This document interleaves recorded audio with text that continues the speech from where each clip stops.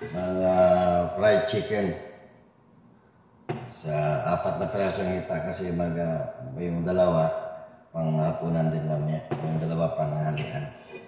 Ang gawin natin, mag-crack tayo ng 2 itlog.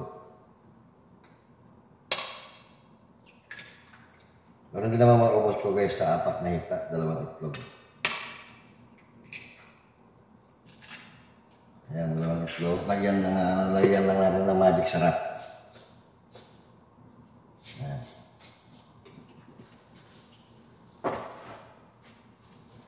Tapos batiin natin.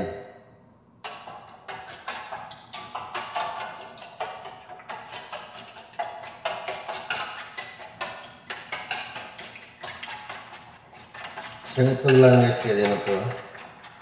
Alang gusto ko mas maraming itlog.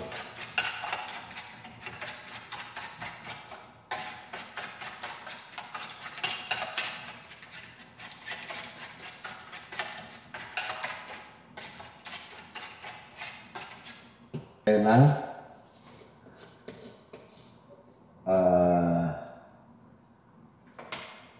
anong tawag dito? Yung chicken crispy powder. So, lagay tayo nito.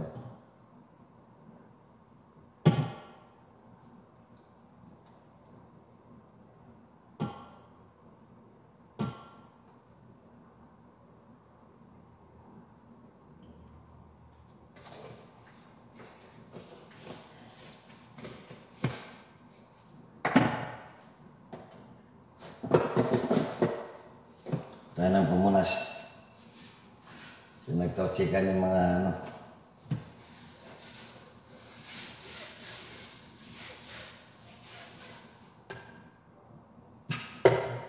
Habang pinapainit natin yung mantika. Tapos maglalagay tayo ng konting corn flour. Ayan, corn flour.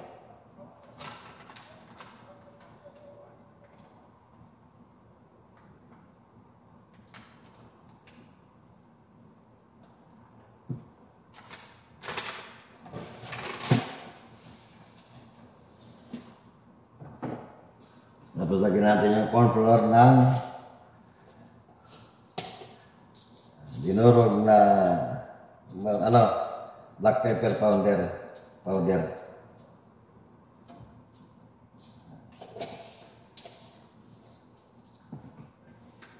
Tapos lagyan din natin ng magic syrup.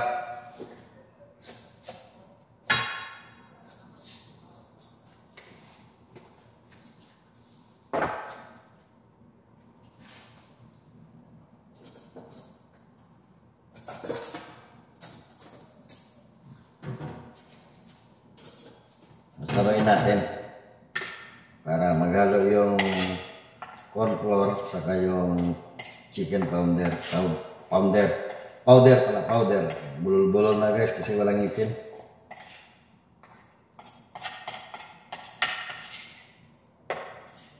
Para mahalo yung paminta powder saka yung yung chicken powder. Yung corn flour natin.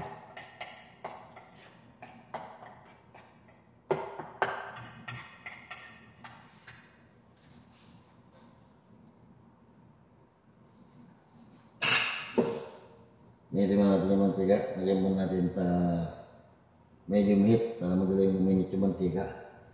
Tapos, ito natin guys. Sausaw natin sa itlog to muna. Yan. Pag natikman nyo ito guys, baka hindi na kayo bumili ng broasted sa labas. Gagawa lang kayo sa inyong bahay.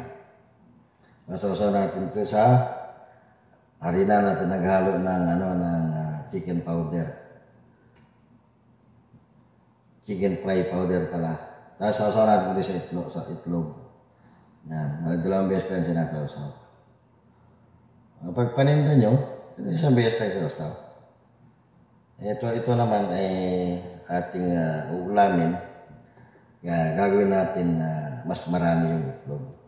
Ayan. Sausaw na. Ngayon mainit na yung ating mantika. Diretso na natin sa kawali.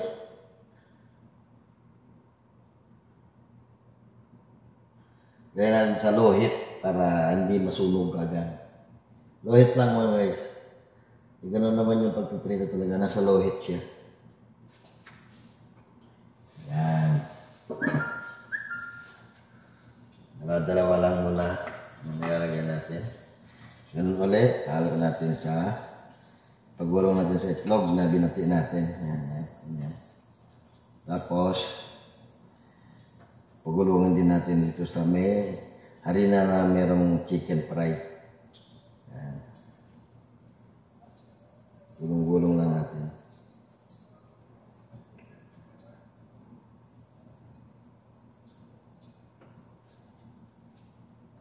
Tapos sasaw natin ulit sa itlog. Yan. Tapos, and then, sasaw ulit natin dito sa corn flour na merong chicken fry powder.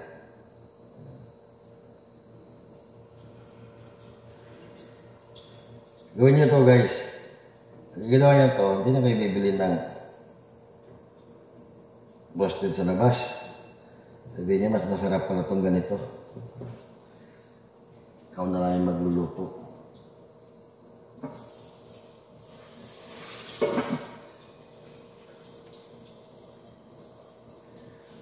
So guys, 20 minutes yan. Kasi maliit yung lutuan natin. Saka yung mantika, hindi siya lubog. 10 minutes yung ano yan, sa low heat. 10 minutes yung ano ko. Pulugit ko bago ko siya, balik na rin ulit. Ayan pa tayong dalawa. So, gawin natin, i-ready na rin natin.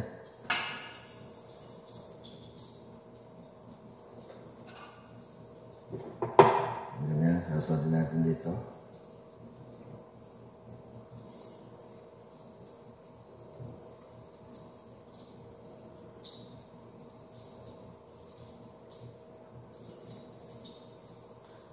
Usahan natin ulit dito. Para, kapitan ulit nung ating corn flour saka chicken fry powder. Yan.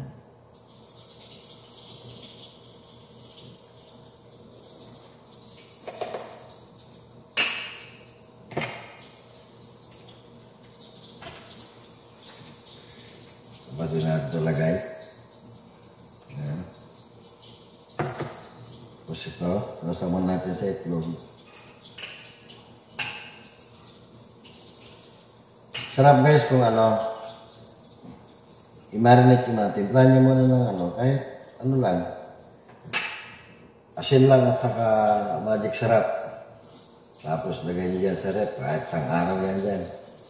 Para yung magic sarap, saka yung asin, talagang pumapasok doon sa lasa ng loob ng ano, ng manok. Pagka ngayon mo lang ginawa, ngayon mo lang tinimbla, tapos iprito mo na. Nasa labas lang yung lasa ng, ano, ng ilagay mo yung asin at saka yung magic sarap. Pero kung kanyang umaga mo gawin, tapos prituin mo mayang gabi, yun, talagang pasok yung lasa nun. Kasi sinipsip lahat ng ano, ng laman ng manok, yung ano, yung nilagay mong likado niya.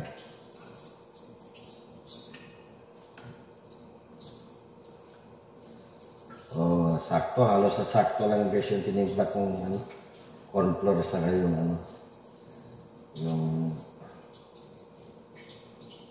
chicken fry powder.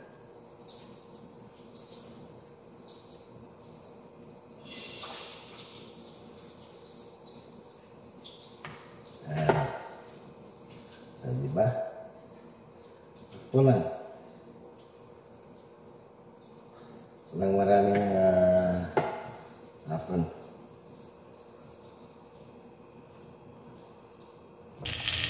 Ayan guys, yung piniprito ko ang bango-bango.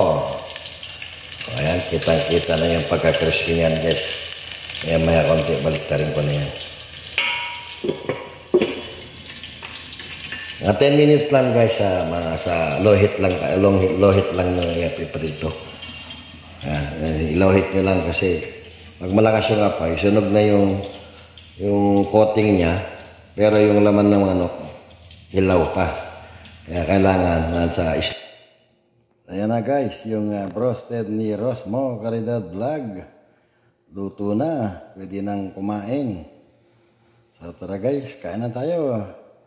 Hanggang dito na lang mga guys at maraming salamat po sa inyong patuloy na pagsuporta kay Rosmo Caridad Vlog. Sana huwag po kayo magsawa na sumuporta kay Rosmo Caridad Vlog. Maraming salamat po. At Thanks for watching. all.